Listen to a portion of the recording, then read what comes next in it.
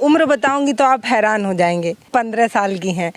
मैं स्टोरीज भी लिखती हूँ, मैं नॉवेल्स भी लिख रही हूँ। अभी सेकंड स्टैंडर्ड की एज से लिख रही हूँ, जब मैं 6 साल की थी। यहाँ ये 15 साल की एक मासूम सी बच्ची ने 3 किताबें लिखी हैं। उसने कहा वो मेरा अपना है, मुझे लगा ये सब एक सपना है। कि किताबें पढ़ेंगे ना तो आपको 60 साल वाली महिला वाली फीलिंग भी आप एक बाबुल की लाडली को मार दिया तुमने, एक माँ की राजकुमारी को मार दिया तुमने। सीमा पर खड़े जवान औरों से लड़ रहे हैं और हम हिंदू मुस्लिम करके खुद में ही मर रहे हैं। तो ये 2013 में मैंने लिखा था, तो वो कह रहे अच्छा सच में तुम लिखती हो। को कोई धोखा वोखा दे के चला गया है क्या? जो मरने के बाद का सिनेरियो लिखते हैं, क्या उन्होंने मर के एक्सपीरियंस किया होता है? तो नए फ्रेंड बनाने की जगह मैंने लिखना पसंद किया था। कहूँ लड़कों को। नमस्कार, मैं हूँ पल्लवी राय और आप देख रहे हैं भारत एक नई सोच। मेरे हाथ में 3 किताबें हैं। ये 3 किताबें जो है एक लड़की ने लिखी है और उम्र बताऊंगी तो आप हैरान हो जाएंगे। ये किताबें लिखते वक्त उस लड़की की उम्र मात्र 14 साल की थी और अभी 15 साल की हैं। एक किताब 8वीं में लिखी हुई है, एक 9वीं में, और जो तीसरी है वो 10वीं में लिखी हुई है। जब मुझे पता चला ना तो सच बता रही हूँ, मैं इसलिए हैरान थी कि डबल बार एमए करने के बाद भी अगर एक बार कोई एक किताब लिखने के लिए बोल दे या ये बोल दे कि एक असाइनमेंट लिखना है जो करीब 20, 25, 30 पेज का होगा, तो हालत ख़राब हो जाती है सोचने में कि 30 पेज में लिखना क्या है। यहाँ पे हमारे साथ ये देखिए एक मुस्कुराता चेहरा आपको नज़र आ रहा होगा। ये लेखक तो नहीं कह सकती, शायर कह सकती हूँ। क्या कहूँ? आप लेखिका भी कह सकती हैं, शायर भी कह सकती हैं, आप जो चाहे। कहानी लिखने वाली। मैं स्टोरीज भी लिखती हूँ। पब्लिश नहीं कराई पर मैं लिखती हूँ। मैं नॉवेल्स भी लिख रही हूँ अभी, तो वही कम चल रहा है अभी, लेकिन आप जो कहें। आप सिवान से हैं? जी। कब से लिख रही हैं आप? मैं सेकंड स्टैंडर्ड की एज से लिख रही हूँ, जब मैं 6 साल की थी। अभी कितने साल के हैं?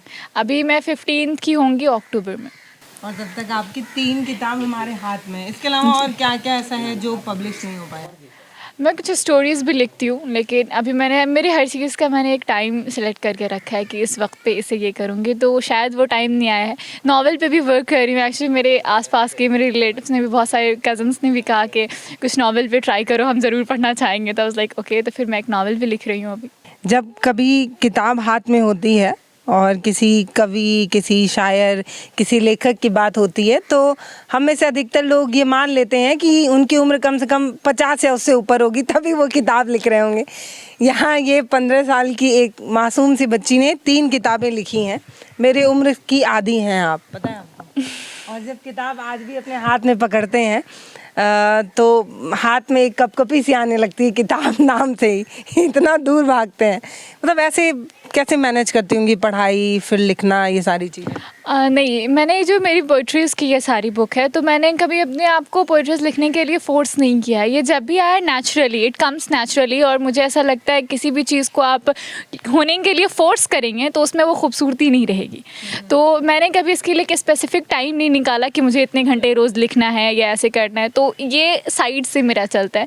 ऐसे जो मेरी पढ़ाई है वो पढ़ाई होती है। तो मतलब ऐसे होता है पढ़ते पढ़ते कुछ बनने लगा हो दिमाग में कोई? बिल्कुल, कभी भी, कई बार मैं क्लास में भी रहती हूँ तो क्या होता है कि बैठे बैठे कुछ लाइंस बनने लगती है, टीचर कुछ बात करे तो उसमें कुछ दिमाग में चलने लगता है, तो वहीं पे जो भी कॉपी सामने है उसमें लिख के रख लो। गायब नहीं हो जाता है? बहुत गायब होता है। इनफैक्ट मेरी कई सारी पोइट्रीज मैं नहीं लिखूंगी तो फिर मैं भूल जाऊंगी, तो सामने जो चीज़ मिलता है मैं उस पर लिख देती हूँ और फिर बाद में मुझे ये याद नहीं रहता कि मैंने किस पर लिखा था, और फिर एक बहुत सारी पोइट्रीज ऐसा गायब हो गई। ऐसा भी हुआ होगा कई बार कि आपने कुछ लिखा हो और 1-2 साल बाद वो आपको मिला हो, किसी कॉपी में लिख दिया हो वो हाँ, बिल्कुल। अभी एक मेरी पोएम थी, शायरी थी, इनफैक्ट शायरी थी मेरी, तो वो मैं अपनी जब 3rd बुक पब्लिश करने के 1 दिन पहले मुझे उस दिन दिखी। एक मैं अभी क्या था वो, अगर आप बताइए, याद हो? बिल्कुल, वो था कि उसने कहा वो मेरा अपना है, उसने कहा वो मेरा अपना है, मुझे लगा ये सब एक सपना है, पर रात जब सोई तो ये ख्वाब आया, पर रात जब सोई तो ये ख्वाब आया कि इसी ने मारा था खंजर, इस बार इससे बचना है, इस बार इससे बचना है। किसके लिए लिखा था ये किसी के लिए लिखा नहीं था मैंने, ये किसी के लिए नहीं लिखती हूँ मैं, बस जो दिमाग में आया। इनकी किताबें पढ़ेंगे ना तो आपको 60 साल वाली महिला वाली फीलिंग भी आ पाएगी। जब इसमें आपने एक जगह मैं जब आपकी वो लाइन पढ़ी थी अभी आधे घंटे ही पहले, तो मैं आपसे मिली हूँ, आपकी किताब मुझे मिली, एक जगह मैं पढ़ रही थी तो मुझे कुछ ऐसा फील आ रहा था जो घर में बच्चियों को मार दिया जाता है वैसा कुछ एकदम गंभीर सा। तो ये नटखट सी बच्ची इतना गंभीर कैसे? ये मैंने बहुत बहुत पहले लिखा था। मैं जो भी लिखती हूँ ना वो मैं आसपास को ऑब्जर्व करके लिखती हूँ। ऐसा ये मैं सब अपने ऊपर जो बीतता है वो भी नहीं लिखा है मैंने, मैं बस सोसाइटी को देख करके लिखती हूँ। तो ऐसी बहुत सारी इश्यूज़ होती हैं, ऐसे बहुत सारे इंसिडेंट्स होते हैं जो कि सोसाइटी में होते हैं, तो उसे देख करके मैं लिखती हूँ। सुनाइए ना थोड़ा। ये मैंने आप जिसकी बात करी है ये मैंने लिखा था कि एक बाबुल की लाडली को मार दिया तुमने, एक बाबुल की लाडली को मार दिया तुमने, एक माँ की राजकुमारी को मार दिया तुमने, मार दिया तुमने एक भाई की प्यारी बहना को, मार दिया तुमने एक बहन की दूजी बहना को, जीवन भर जिसने संघर्ष किया केवल, मार दिया तुमने उस गहना को, अपना सब कुछ छोड़ कर जो तुम्हें बसाने आई, अपना सब कुछ छोड़ कर जो तुम्हें बसाने आई, अपनी खुशी त्याग कर जो तुम्हें हंसाने आई, केवल चंद चीज़ों के खातिर उसे मार दिया तुमने, एक बाबुल की लाडली को मार दिया तुमने। ये दहेज पे लिखा? ये दहेज पर लिखा था मैंने, बहुत बचपने में लिखा था। मेरी गांव के एक इंसिडेंट्स को सुन सुन करके काफ़ी टाइम तक सुना था तो फिर उस पर लिख दिया था। अच्छा, मैंने आपका एक इंटरव्यू कहीं देखा था, उसमें एक हिंदुस्तान लड़ रहा है करके एक कोई जी कविता जो भी कहें, जी कविता है वो? जी एक कविता है वो मैंने लिखा था कि मुझे सोच नहीं कि ये क्या हो रहा है, मुझे सोच नहीं कि ये क्या हो रहा है, मुझे फ़र्क नहीं पड़ता कि हिंदू लड़ रहा है, मुझे फ़र्क नहीं पड़ता कि मुसलमान लड़ रहा है, मुझे सोच इस बात की है कि हिंदुस्तान लड़ रहा है। और ये आगे कंटिन्यू होगी। आगे देख के सुनाना चाहिए। नहीं मुझे याद है, मैं पूरा नहीं सुनाती हूँ हर जगह, लाइक जहाँ मैं सुनना चाहती हूँ अभी। आज 16 अगस्त है और कल ही हमने झंडा फहराया और ये कहा कि पहले मैं आगे सुनाती हूँ। आगे था कि आज की लड़ाई पूरे भविष्य पर प्रभाव डालेगी, हिंदू मुस्लिम की लड़ाई पूरे हिंदुस्तान पर प्रभाव डालेगी, ये छोटे नन्हे बच्चे जो धर्म जाति से दूर हटकर सिर्फ दोस्ती का हाथ बढ़ाते हैं, ये छोटे नन्हे बच्चे जो धर्म जाति से दूर हटकर सिर्फ दोस्ती का हाथ बढ़ाते हैं, जिन्हें पता नहीं है ये भेदभाव की बेतुकी बातें, कल इन्हीं के बीच धर्म दरार डालेगी, कल इन्हीं के बीच धर्म दरार डालेगी। सीमा पर खड़े जवान औरों से लड़ रहे हैं, सीमा पर खड़े जवान औरों से लड़ रहे हैं और हम हिंदू मुस्लिम करके खुद में ही मर रहे हैं, वो खड़े हैं वहाँ हमें गैरों से बचाने को और अंदर आपस में अपने ही अपनों में मर रहे हैं। मुझे सोच नहीं कि ये क्या हो रहा है, मुझे फ़र्क नहीं पड़ता कि हिंदू लड़ रहा है, मुझे फ़र्क नहीं पड़ता कि मुसलमान लड़ रहा है, मुझे सोच इस बात की है कि हिंदुस्तान लड़ रहा है, मुझे सोच इस बात। घटना पे दिमाग में आया होगा कि ये लिखना है, कुछ तो हुआ होगा। जी बिल्कुल। देखिए मुझे ऐसा लगता है ना कि जब आप इंडिया में रहते हैं तो सबसे पहले आप एक इंडियन हैं, आपको कभी भी अपने ऊपर हिंदू मुस्लिम सिख ईसाई और धर्म को लेकर के आपकी पहचान नहीं हो सकती है। आप इंसानियत के रिश्ते को अपनाइए। आप एक इंडियन, अगर आपको धर्मी ये करना है तो आप एक इंडियन के एज ए इंडियन मिलिए ना लोगों से। ये जो रिलीजियस के बेस पे, कास्ट के बेस पे जो होता है, जेंडर्स के बेस पे जो डिस्क्रिमिनेशन होता है, ये मुझे बहुत बॉदर करता है और मैंने इसी को ध्यान में रखते हुए ये लिखा था। जब आप 8th में थी तो आपने इसमें से कौन सी किताब लिखी थी? जज्बा। ये जज्बा कुछ करने का, ये 8th क्लास में लिखी हुई किताब, इसका कुछ याद है आपको? बिल्कुल। इसमें काफ़ी कुछ याद है क्या। इसकी एक बहुत ही प्यारी सी पोएम है जो कि मैं ऐसे लोगों को डेडिकेट करती हूँ कि ये मैंने ध्यान में रखा था कि एक माँ की, एक बच्चे की ज़िंदगी में सबसे इम्पॉर्टेंट रोल उसकी माँ प्ले करती है। वो चाहे उम्र के किसी भी पड़ाव में पहुँच जाए, माँ का जो रोल होता है वो कोई दूसरा प्ले नहीं कर सकता है। तो ऐसे लोग जिनकी माँ नहीं है उनके लिए मैंने लिखा था कि जब भी लोगों के भीड़ को देखती हूँ मैं, जब भी लोगों के भीड़ को देखती हूँ मैं, उसमें तुमको ही ढूंढती रहती हूँ माँ, सबको देखकर यही सोचती रहती हूँ, इनमें तुम हो कहाँ, इनमें तुम हो कहाँ। शाम हो सहर हो या हो चांद की चांदनी, शाम हो सहर हो या हो चांद की चांदनी, सब में तुमको ही ढूंढती रहती हूँ माँ। ईद हो या हो जश्न दिवाली का, ईद हो या हो जश्न दिवाली का, सब तुमको ही मानती मनाती हूँ माँ।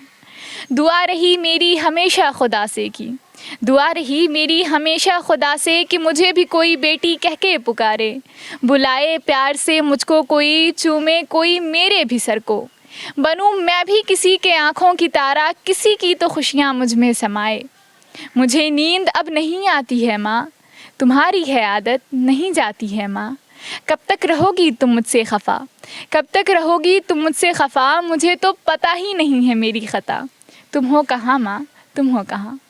ये मैंने जितनी आप 2013 खूबसूरत हैं उससे ज़्यादा आप अच्छा लिखती हैं। मतलब मैं अगर अपने जहन से याद करूँ तो मुझे नहीं याद आता है कि मेरे आस पड़ोस में कोई इतनी प्यारी सी बच्ची हो जो इतना भारी भारी लिखती हो। कैसे आता है दिमाग में? आपके घर में कोई है शायर हो, कोई लेखक हो, कोई कवि हो? नहीं, ये नहीं है। हिंदी में बहुत अच्छा मार्क्स आता होगा ना आपका? हाँ ठीक है, अच्छा आ जाता है। लाइक मेरी हिंदी और उर्दू जो थी ये काफ़ी बेहतरीन रहा, और इसमें सबसे इम्पॉर्टेंट रोल आई थिंक मेरी मम्मा ने प्ले किया है। बचपन से ही वो बहुत सारी जो स्टोरी टेलिंग्स होती है, बच्चों की किताबें होती हैं, तो वो हमें बहुत ज़्यादा पढ़ के सुनाया करती थी। साथ में हम लोग लेट करके पढ़ते थी, वो हम सुनते थे, फिर हम लोग पढ़ते थे। तो इस सब चीज़ में मेरी मम्मा ने बहुत ज़्यादा ये रोल प्ले किया है। तो उसके अकॉर्डिंग आपने लिखा हो और मम्मी को लगा रहे यार ये इतना मज़ेदार नहीं, इसको ऐसे लिखो, तो अच्छा ये ऑलमोस्ट मेरी हर पोएम में होता है। जो भी मैं पोएम अपनी सुना लिखती हूँ ना, तो सबसे पहले मैं अपनी सिस्टर और अपनी मम्मी को सुनाती हूँ। ओके, तो उसके बाद वो क्या कहते हैं कि देखो ये वाला वर्ड रहता है ना तो अच्छा लगता है, हाँ ये सही है, लेकिन इसमें थोड़ा और चेंजेस करोगी तो अच्छा लगेगा। बहुत अच्छा रिव्यू मिलता है, एकदम सही रहता है कि हाँ वो मेरे लिए सही होगा। तो मुझे ऑलमोस्ट हर पोएम में ऐसा ये रिमार्क किया जाता है कि ये इस तरह से होगा, ये वर्ड अच्छा नहीं लग रहा है, या ये ज़्यादा अच्छा लग रहा है, ये सही है। तो ये मुझे हर पोएम में होता है। तो मतलब आपकी बुक का रिव्यू सबसे पहले आपकी माँ ही कर मेरी देती माँ ही करती हैं सबसे पहले। मेरी मम्मा बहन, फिर पापा को दिखाते हैं। पापा को नहीं, लास्ट में एक्चुअली ये मेरी बुक भी निकली थी ना, तो सबसे पहले मैं अपनी मम्मा से पूछी थी, पापा से बहन से पूछी थी। अंदर मेरे पापा ऑलमोस्ट 8th स्टैंडर्ड में थे, हम तब आए थे, सऊदी में रहते थे वो। तो मम्मा से ज़्यादा ये रहता, सुना दिया उनको। फिर उन्हें बाद में पता चला, उन्हें तो ये भी नहीं पता था कि मैं लिखती हूँ। अच्छा। मोस्टली उन्हें ये भी नहीं पता था कि मैं लिखती हूँ। अभी मैं उस दिन उनको दिखाई कि डायरी अपनी निकाल के दिखाई कि देखिए 2012 में मैंने लिखा था, ये 2013 में मैंने लिखा था। तो वो कह रहे अच्छा सच में तुम लिखती हो। तो ये होता था। और मम्मा को, मेरी मम्मा क्या करती थी ना, लाइक बचपन में जो बात मैं नहीं लिख पाती थी ना, तो वो उसे लिख करके डायरी में रख देती थी, है ना। तो अभी भी मैं खोलूँगी तो अच्छा ये देखिए इस टाइम क्या ये लिखा हुआ है। तो वो मम्मा को शुरू से दिखाने की आदत है। मम्मी ज़्यादा क्लोज है। अच्छा, ये 9th में लिखी हुई थी मेरे हिस्से की कोशिश जी। इसका कुछ सुनाइए। इसमें एक तरह का एक मैसेज मैंने लिखा था, एक बहुत प्यारा सा, मुझे बहुत पसंद है कि ज़िंदगी अनमोल है क्यों बेवजह खोती रही, ज़िंदगी अनमोल है क्यों बेवजह खोती रही, याद ना आई जिसको तेरी क्यों उसके लिए रोती रही, जिसको नहीं परवाह तेरी ज़िंदगी या मौत से, जिसको नहीं परवाह तेरी ज़िंदगी या मौत से, क्यों उसके लिए अपनी खुशी खोती रही।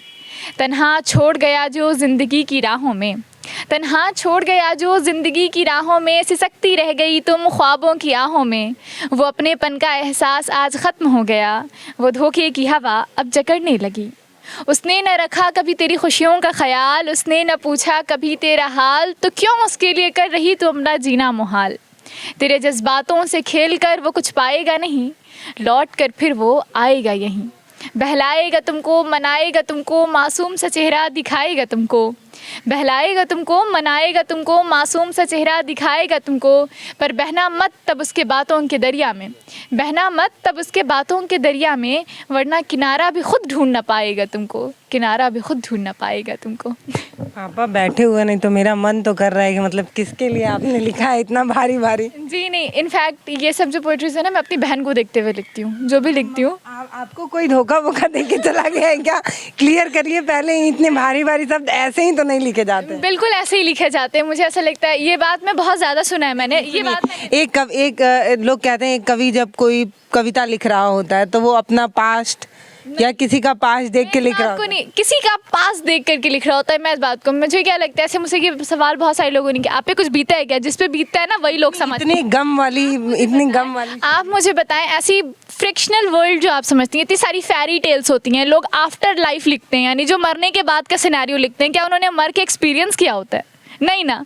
तो फिर वो लिख रहे हैं क्योंकि वो इमेजिनेशन एक ऐसा वर्ड है, और आजकल किसी भी इमोशन को उसको फील करने के लिए आपको आप पर होना या सामने वाले पे होना ज़रूरी नहीं है। आप ऑनलाइन ऐसी मूवीज़ आप देखिए, आप वेब सीरीज़ देखिए, आप एपिसोड्स देखिए, स्मॉल क्लिप्स देखिए, सॉन्ग सुनिए, इमोशंस का आपको भंबार मिलेगा वहाँ। तो खुद पर होना आजकल ये बिल्कुल ज़रूरी नहीं है कि आप पर बीतेगा तभी आप लिखेंगे। सामने वाले को देखिए, इमोशन डेवलप कीजिए और लिख दीजिए। सब आप ही पे टाल रही हैं ये। अच्छा, इसका कुछ सुनाइए, शाम और तन्हाई। शाम और तन्हाई, इसमें तो मेरी बहुत सारी फेवरेट्स हैं। इसका एक ये मैंने लिखा था कि मैं उस शाम के इंतज़ार में हूँ, मैं उस शाम के इंतज़ार में हूँ जब तुम शर्मिंदगी से भरे होगे और मेरे सामने खड़े होगे। उस वक्त मुझसे नज़रें तुम मिला न पाओगे, पछताओगे और ख़ुद में ही डूबे चले जाओगे। कल खड़ी थी मैं जहाँ, कल तुम वहीं पाए जाओगे। फ़र्क सिर्फ इतना होगा कि अपनी सफाई में कुछ कह ना पाओगे। जो मैंने कहा था वो याद आएगा, जो मैंने कहा था वो याद आएगा। एक एक बात, एक एक अल्फाज आएगा और मेरी सच्चाई तुम्हारे आंसू बयां करेंगी, मेरी सच्चाई तुम्हारे आंसू बयां करेंगी। मैं मुस्कुराऊंगी और तुम रोते चले जाओगे, मैं मुस्कुराऊंगी और तुम रोते चले जाओगे। बहुत बेहतरीन। अच्छा, दूसरी कोई?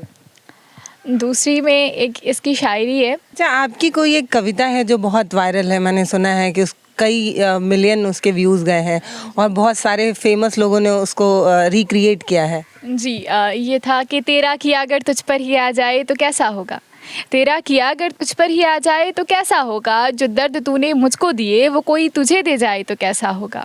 और हर बार मुकरता है ना तू अपनी बात से, हर बार मुकरता है ना तू अपनी बात से। इस बार मैं मुकर जाऊँ तो कैसा होगा, इस बार मैं मुकर जाऊँ तो कैसा होगा। क्या आगे की लाइन क्या है? ये शायरी है, ये इतनी ही थी। मुझे लगा कोई कविता है। नहीं, ये इतनी ही थी। अब आप इस पर मत कहेंगे कि अपनी बहन को देख कर लिखा है, मुझे डाउट हो रहा है भाई आप खुद पर।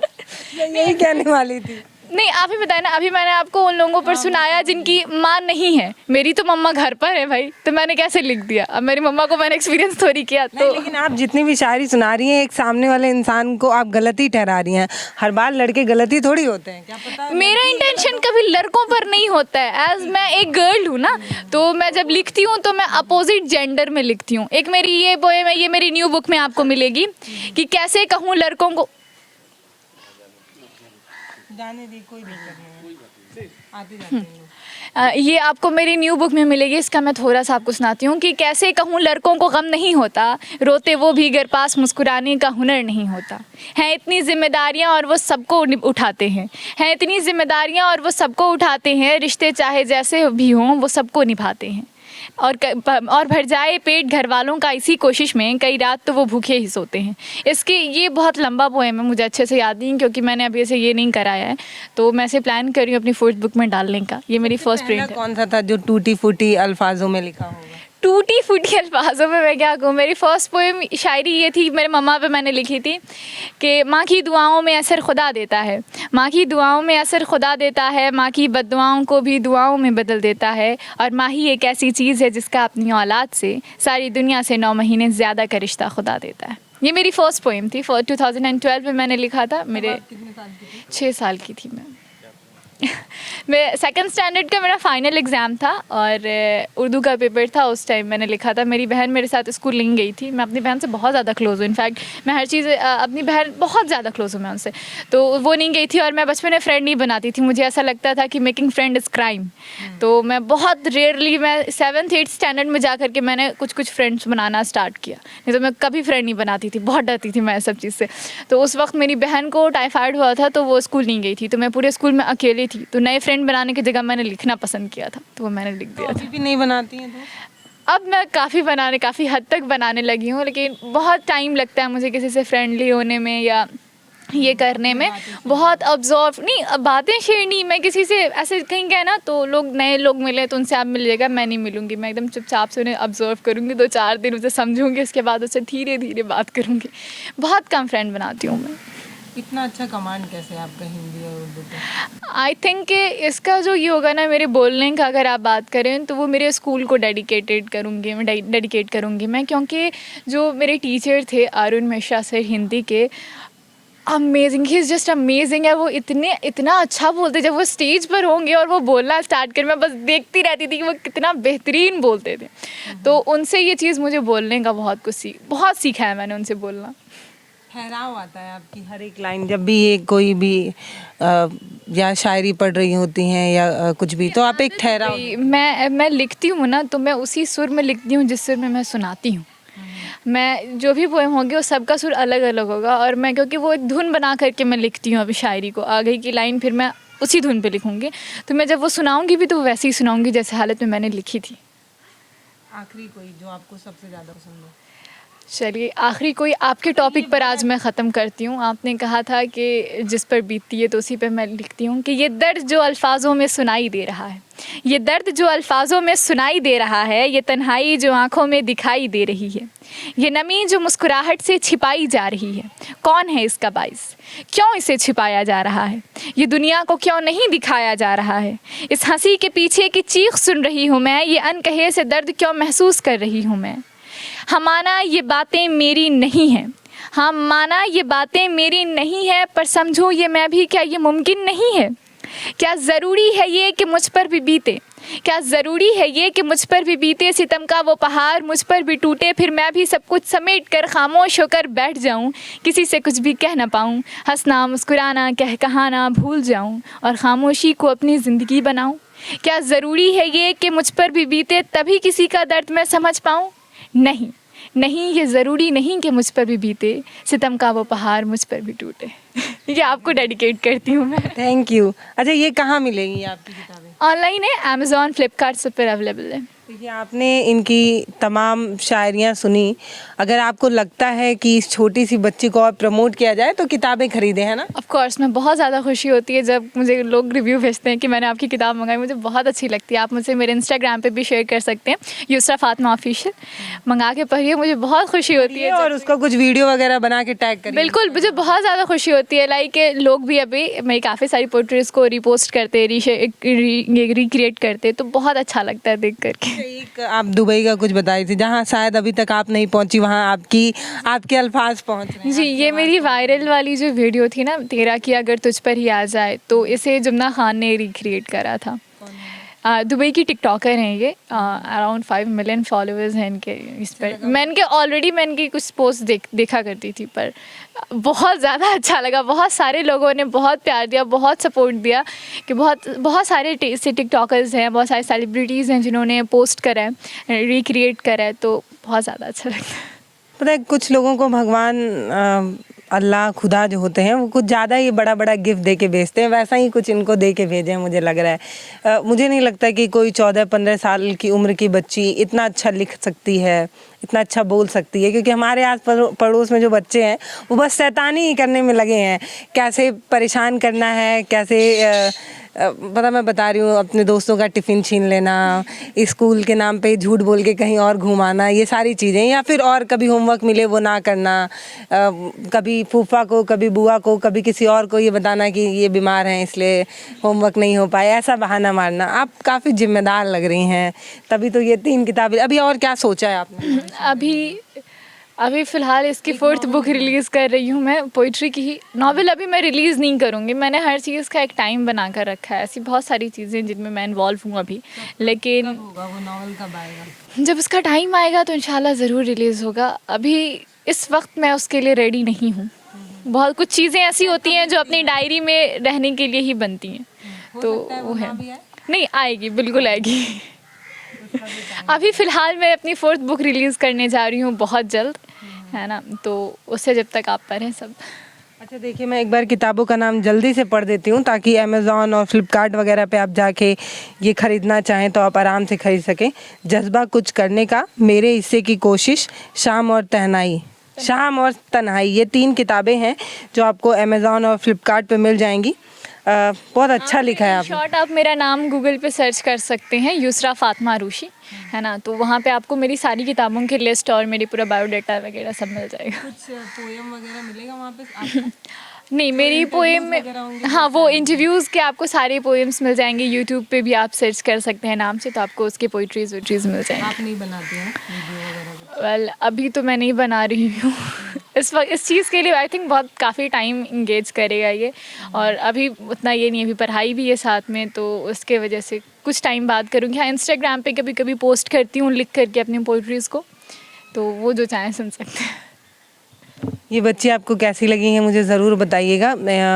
इनकी कविताओं में कुछ तो है जो हम जैसे लोग अभी नहीं समझ पा रहे हैं। अभी अपना थोड़ा लेवल और ऊपर करना पड़ेगा तब इनको समझ पाएंगे।